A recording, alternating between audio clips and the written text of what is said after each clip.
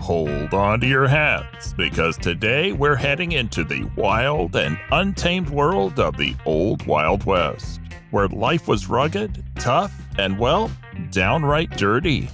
Get ready to uncover some truly shocking and disgusting secrets of the Wild West. Y'all ain't seen nothing yet. I've got just the girls for you today. Now, you can take any of your other flames, of course. Number 20. The Wild West's obsession with chewing tobacco and spitting. All right, let's begin with a rather unsavory habit that was all the rage in the Wild West: chewing tobacco. Now, we're not here to judge, but let's be honest, it's not the classiest pastime, am I right? But here's the thing, chewing tobacco was more than just a gross habit. It had a purpose. You see, in those wild and dusty fields of the Old West, where folks were out and about all day, they needed something to combat that relentless dryness. So what did they do? They chewed on tobacco, and the moisture from it provided some much-needed relief, keeping their mouths salivated during those long, grueling hours outdoors. Sounds practical, right? Well, not so fast. This seemingly innocent habit came with a not-so-pleasant side effect: copious spitting. Yep, you heard that right. People were spitting left and right, and it was a real sight to behold. To deal with all the spitting, establishments in the Wild West had to get creative. They placed spittoons everywhere, from banks to stores and even in pubs. These were little buckets strategically scattered around to catch all the unsightly spitting action. So while chewing tobacco might have been a favorite pastime, the excessive spitting that came with it was truly something else. Number 19. Communal towels were used to wipe off beer foam. Now let's return to the dusty, dimly lit world of Wild West saloons. You know, those places where whiskey flowed like water and adventures were always on the menu. But as we scratch beneath the surface of this iconic era, we stumble upon a rather grimy secret: communal towels. Wild West bars didn't have the cozy stools we're used to today. Instead, they had these rails at the bottom of the bar for folks to lean on. And of course, for those trusty spittoons. But here's where it gets interesting. Along the top of the bar, you'd often find a cuspidor. That's a fancy word for a spittoon. An additional rail or a series of hooks. And what were those hooks for?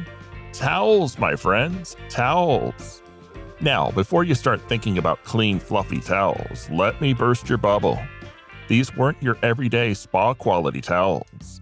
Nope, these were towels that men used to wipe their mouths clean of any excessive beer foam. Sounds nice enough, right? Wrong. There's a catch. These towels were used by countless patrons. You'd grab one, wipe the foam off your mouth, then toss it back, and the next guy in line would do the same. Can you see where we're going with this? Yep, it was basically a big germ exchange.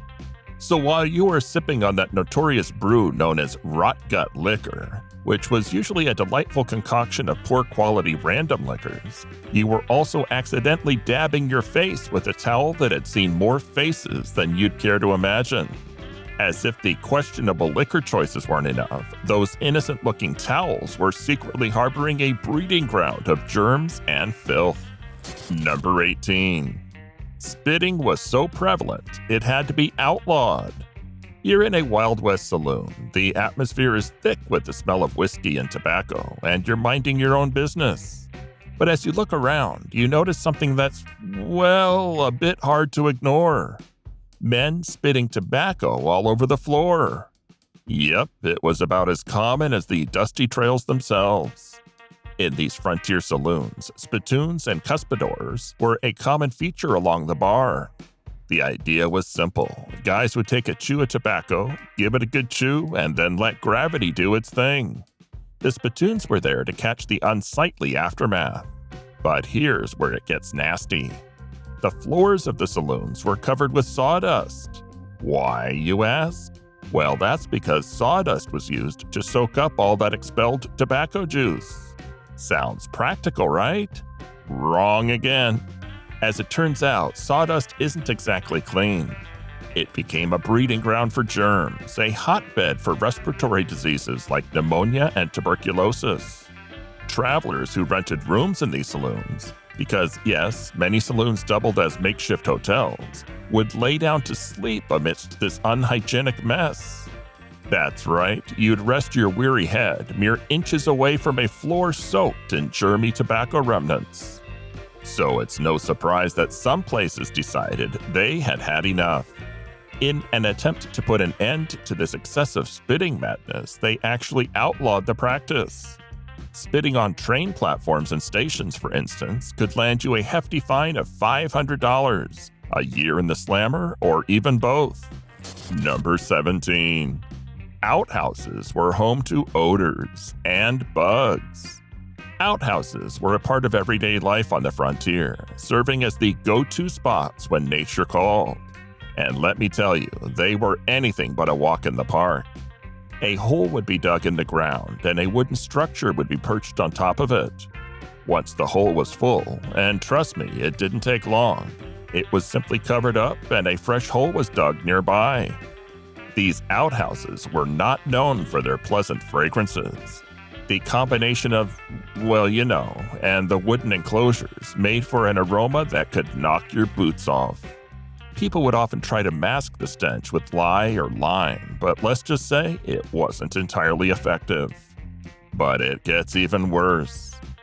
Bugs were the unwelcome guests at this less than hygienic party. Flies were the most common culprits, buzzing around and landing on just about everything. And if that wasn't enough, black widow spiders often took up residence in these wooden structures, just waiting for an unsuspecting soul to sit down on their wooden seat. Number 16. Beds could be full of seam squirrels. You're in the Wild West, it's the dead of night, and you're finally ready to catch some shut-eye. But here's the catch. Your bed isn't the cozy, cushy mattress you're accustomed to. Nope, it's a bed made of straw and hay. Now, before you start romanticizing the idea of a rustic, back-to-basics sleeping arrangement, let me paint a less appealing picture. These straw and hay beds were far from the lap of luxury. Comfort was a secondary concern. Just getting your weary body off the bare floor was considered a win. But here's where it gets downright creepy. Since these beds weren't changed often, and we're talking not often at all, they became the perfect breeding ground for all sorts of critters. You know, the kind that make your skin crawl just thinking about them. Lice were the top offenders, and they even had a charming nickname, seam squirrels. Yeah, not so charming when they're crawling on you in the middle of the night. And it wasn't just lice. Flies had a knack for finding their way into foodstuffs and human waste, making life in the Wild West a less than gourmet experience. Mosquitoes, those relentless little bloodsuckers, would flock into poorly insulated buildings, turning your peaceful slumber into a constant battle. Rose Pender, a visitor to the Wild West in the late 1800s, put it best when she said, quote, "Bugs abounded, so I got very little rest." To make matters worse, very few people had screens on their windows, so the bugs would party hop from homes to outhouses and back again, leaving behind remnants of whatever they'd picked up along the way. Number 15. Clean water could be a real challenge. In the Wild West, finding a reliable source of clean water was a real, well, wild challenge. Water is, of course, essential for survival, but it wasn't always easy to come by. You see, some of the outhouses built by homesteads upstream had a nasty habit of contaminating the water downstream. Stagnant water was a magnet for flies and other insects. They'd buzz around, leave their waste behind, and generally make a mess of things. So the water you finally managed to scoop up from a puddle might come with an unwanted side of insect residue. And here's a classic case of good idea, bad execution. Some folks collected rainwater in cisterns to ensure a clean supply. But guess what? Dust and other contaminants often found their way into the cisterns, turning what was once pure rainwater into something less than ideal. Now let's talk about personal hygiene, or the lack thereof. Back then, there was a strange belief that bathing too often could harm your health.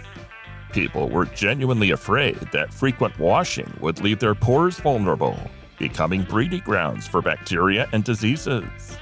So, many settlers had no choice but to forego regular showers and baths. Can you imagine going days or even weeks without a refreshing soak? Cowboys, in their same dusty clothes day after day, often fell victim to stubborn fungal infections that grew in the filth. In a land where water was as precious as gold, the luxury of running water was nothing but a dream. As the United States expanded westward, most regions lacked adequate water infrastructure. So showering, brushing your teeth, or even finding clean drinking water was like trying to find a needle in a haystack. Number 14. Soap was made from animal fat or plants, if at all. Meet Frank Clifford, a man with many names and a first-hand account of life in the American West. He hung out with none other than Billy the Kid, and he spilled the beans on soap, or the lack of it. You see, soap was a luxury that not everyone could afford, and folks had to get pretty creative with their hygiene routines. Some resourceful souls turned to soapweed, a little something extracted from the yucca plant. Clifford even had his hair washed with soapweed root, which, believe it or not, left his locks soft, clean, and lustrous. Who would have thought? But for most settlers, soap meant one thing: animal fat. Yep, they'd render down that fat and mix it up with some lye and water. It wasn't the most gentle concoction, and it could leave your skin feeling like a dried-up creek bed. Let me tell you something. People in the Wild West didn't exactly have a thing about cleanliness. Body odor was considered just a natural part of life, and the belief was that being too clean might actually make you more susceptible to germs and disease.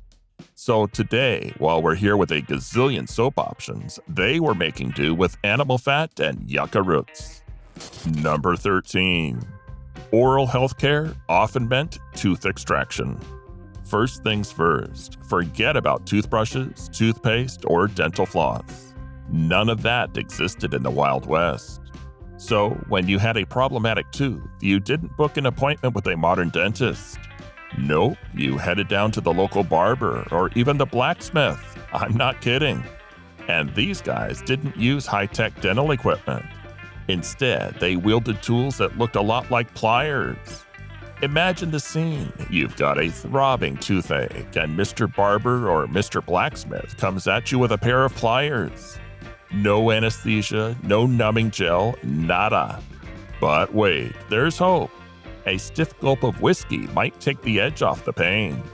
Yep, you heard me right. A shot of the good stuff was the closest thing you got to pain relief. Now, you might be wondering if there were any alternatives to this dental horror show. Well, not really. People didn't really fret about oral hygiene like we do today. In some places, they'd have community toothbrushes. Communal toothbrushes, can you imagine? And if you had some stubborn food stuck in your teeth, well, out came the trusty old pocket knife to do the job. Number 12. Barbers were often sought out for advice on grooming habits. Who did people turn to for advice on how to stay clean and fresh in the Wild West? You guessed it, the barber.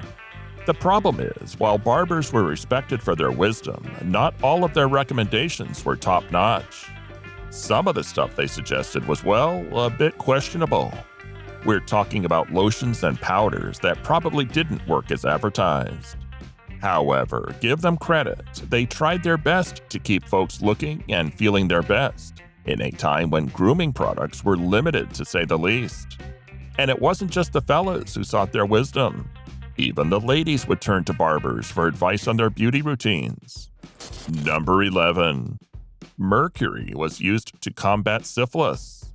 Back in the day, there was a terrifying epidemic of syphilis, and it was spreading like wildfire. It was a real-life horror story, and people were desperate for a cure. Enter mercury. Yep, the same stuff you find in thermometers. They thought it held the key to curing syphilis. But here's the catch. Using mercury to treat syphilis was like trying to put out a wildfire with gasoline. It was a grueling routine where patients had to apply mercury ointment daily, and the treatment could go on for years. We warn you now that these side effects were, well, horrifying. We're talking ulcers, teeth falling out, even kidney failure. It was basically a one-way ticket to a health disaster. But here's the crazy part. People actually believed this treatment was worth it. I mean, they were so scared of syphilis that they were willing to suffer all of these other horrors in the hopes of a cure. Number 10. Dust was everywhere. You're trekking across the Wild West with your family and your eyes are burning. Why? Because the dust is everywhere. That's what Sarah Atherton and her family experienced as they journeyed through the West. According to Mary Ellen Jones's Daily Life on the 19th Century American Frontier, the dust was relentless, and even Sarah's trusty sunbonnet couldn't shield her from the sun and dust beating down on her. But it wasn't just Sarah. The whole Wild West was practically covered in dust. Dust storms and fierce winds would whip up clouds of dirt and grime, invading houses and making life miserable for both people and animals. Sarah Herndon, a young girl who made the trip from Missouri to Montana in the late 1860s, described it vividly. She said the dust was so bad that it was almost knee-deep in some places. Can you imagine that? 20 miles of nonstop dust, and when they finally stopped, her brothers' faces were a sight to behold, covered in so much dust that you could only see their eyes, noses, and mouths through the layers of grime. But there was one saving grace in all this dusty chaos: clear, cold water. After a day of battling the dust, everyone was beyond grateful for a good wash to get rid of the grit and grime. Number 9. Cholera and other diseases ran rampant. Laundry, plumbing, and even washing dishes all happened in the same water that was used for drinking. That's right. So it was no surprise that disease often broke out in camps and settlements across the American West. Cholera was one of the worst culprits, claiming the lives of both settlers and native groups. In the 19th century, there were horrifying cholera outbreaks among Mormon migrants, leading to the deaths of thousands, although the exact number will never be known. To the Mormons, it was seen as a punishment from God and a test of faith. Cholera wasn't picky. It wiped out large numbers of Native Americans, too. The disease spread like wildfire, making its way from overland trails to tribal communities and among Indian nomads. But if you can believe it, cholera didn't even claim as many lives as smallpox did. Still, not having disease around every corner was considered a blessing. Sarah Herndon once noted, quote, "There is no sickness in camp at all. It is marvelous how very well we are. I hope it will continue so." However, in 1873, at least 18 states and territories were hit hard. Dr. J.B. Van Velsen in the Dakota Territory pointed the finger at Russian immigrants, describing them as, quote, "from the lower classes, filthy in persons and habits." Little did he know that the cholera outbreak was part of a much larger epidemic that was sweeping through the West. Number 8. Live shows were breeding grounds for germs. The 1800s were a time of great excitement, particularly at Buffalo Bill's Wild West show. But guess what? Behind all the dazzling performances and thrilling portrayals, there was a not-so-glamorous reality check: the not-so-clean conditions of the era. Yep, even amidst all the Wild West wonder, maintaining proper hygiene was a bit of a challenge. Performers and staff, despite their fancy outfits, had a tough time staying neat and clean. Why? Well, there weren't exactly 5-star sanitation facilities readily available. So they had to make do with what they had. And what they had was often dusty arenas and crowded encampments. Now you might say to yourself, what's the big deal? The big deal was that these conditions were like a germ's paradise, a breeding ground for all sorts of nasties. And that posed serious health risks to both the performers and the folks in the audience. Number 7. Lard soap, whiskey, and pencils were all used in women's hair. You see, back in those days, taking care of your mane wasn't as simple as grabbing your favorite shampoo off the supermarket shelf. So what did they use? Well, forget those fancy-smelling shampoos we have today. It was all about lard and lye soap bars. Yep, they were scentless and practical, but probably not your go-to choice if you're hoping for a flowery scent. But wait, it gets even more interesting. Some daring individuals decided to take their hair care routine up a notch with a little something called whiskey. That's right, whiskey wasn't just for sipping or disinfecting wounds. It could also be used to wash hair. They mixed it up with castor oil and lavender, creating a hair care cocktail that's, well, not what you'd find in your local salon today. Now here's the catch. How did they style their hair? No curling irons or fancy gadgets. They used heated pencils. It's true. They'd wrap their hair around a pencil and hoped it looked all curly and cute afterward. Number 6. Women were generally cleaner than men. Now, cowboys, soldiers, and other men in the Wild West, they weren't exactly the poster children for cleanliness. Long days of riding the range or patrolling the frontier meant that bathing was often a luxury. And when they did decide to take the plunge, it usually happened in a nearby stream or river. Not so much fun in the freezing winter months, so they'd often skip that whole bathing thing when the weather was cold. Women, on the other hand, had a slightly cleaner routine. They would generally wash their faces each morning. Sarah Herndon wrote about her morning routine, where she'd head down to the spring for a drink, bathe her face and hands in the cool water, pick a bouquet for the breakfast table, and head back to camp. There's only one problem. The lack of privacy and a sense of modesty meant that more extensive cleaning was a bit of a challenge. So while the men were out there battling the elements, dust, and grime, the women were the unsung hygiene heroes of the Wild West. So if you were living back then, you probably didn't want to be a man, especially if you enjoyed being clean. Those cowboys and soldiers were tough, no doubt, but they sure didn't smell like a bed of roses. Number 5. Unbelievable medicines of the Wild West, from cocaine to alcohol. You're out in the Wild West and there's no Walgreens or CVS in sight. Doctors are few and far between, so when you get sick, you've got to get creative. That's right, folks, the pioneers of the Wild West had to think outside the medicine box. Now remember, cleanliness wasn't exactly a top priority back then. Dust-covered clothes? Check. Infrequent bathing? You bet. A messy appearance? That was the norm. So when illness came knocking, they had to rely on what they had on hand, and sometimes that meant turning to alcohol. Yep, that's right. Alcohol wasn't just for sipping around the campfire. It was often used as a remedy. Need a sedative to calm those nerves? Have a drink. Feeling under the weather? How about a little medicinal whiskey? It was a time when the pursuit of health clashed with the realities of an unsanitary existence. And here's the really interesting part. If you had a toothache and were desperate for relief, there was a solution. Cocaine. I know it sounds crazy, but in the 1880s, toothache drops containing cocaine were all the rage. This powerful substance acted as a local anesthetic, numbing the pain and giving cowboys a temporary respite from dental agony. Number 4. Most men in the Wild West had long and dirty hair. When it came to men's hairstyles in the Wild West, things got pretty wild, and not in a good way. You see, most of the men roaming the untamed frontiers sported long, unruly hair.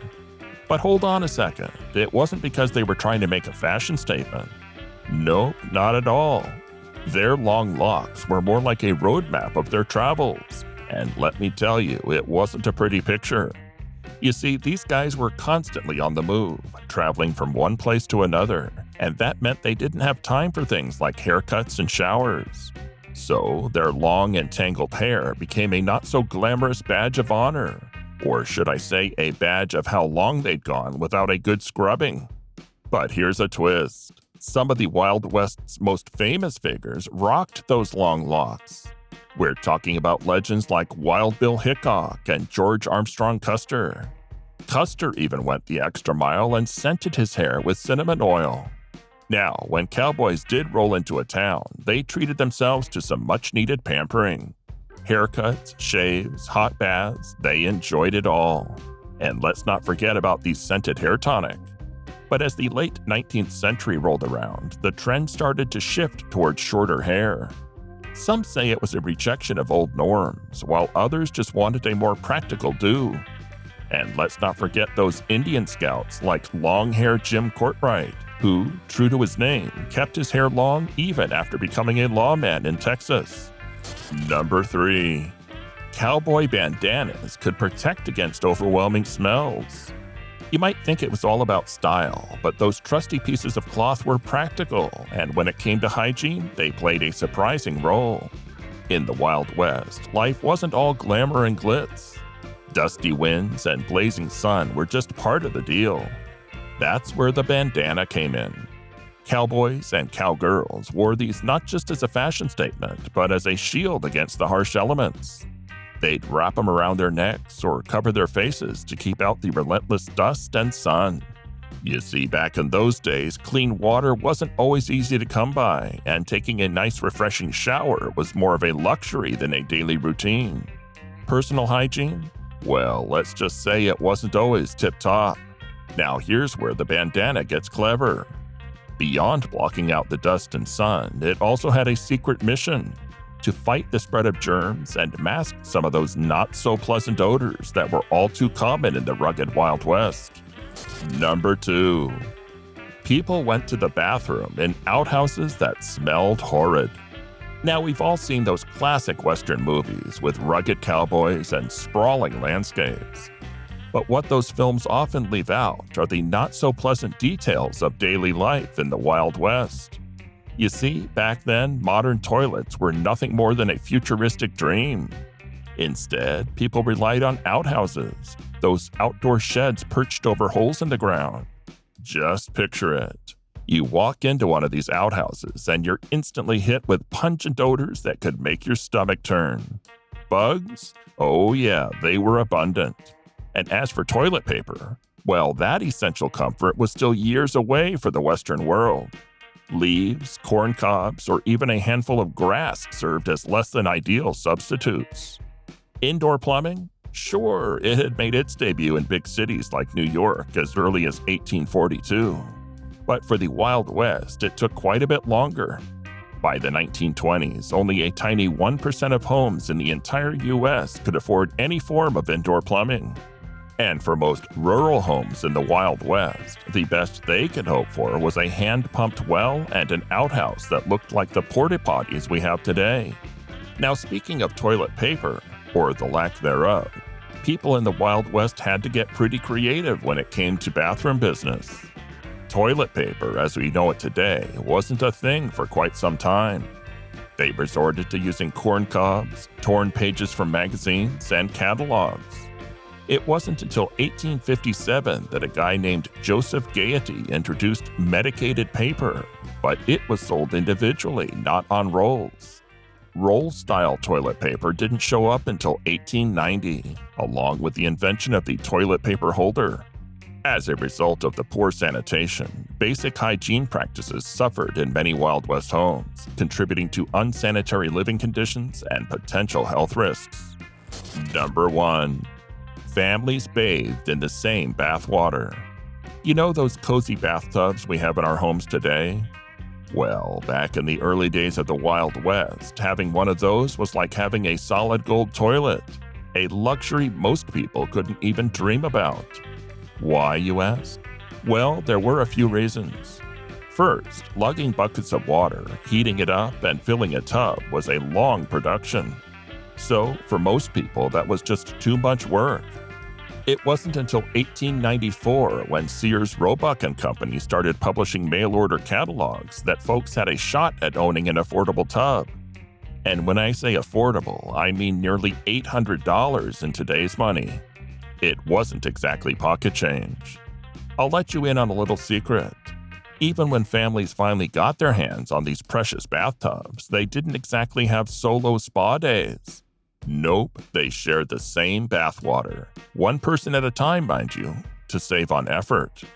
And speaking of turns, this tradition became known as the Saturday night bath. Why? Well, because everyone wanted to be perfectly clean for church on Sunday. So imagine a whole household taking their baths one by one in the same water. By the end of it, you'd probably need a bath just to wash off the thought. We hope you enjoyed this wild ride through the filth and grime of the old Wild West. If you were as fascinated as we were, please don't forget to like, subscribe, and hit that notification bell for more amazing tales. Until next time, stay tuned.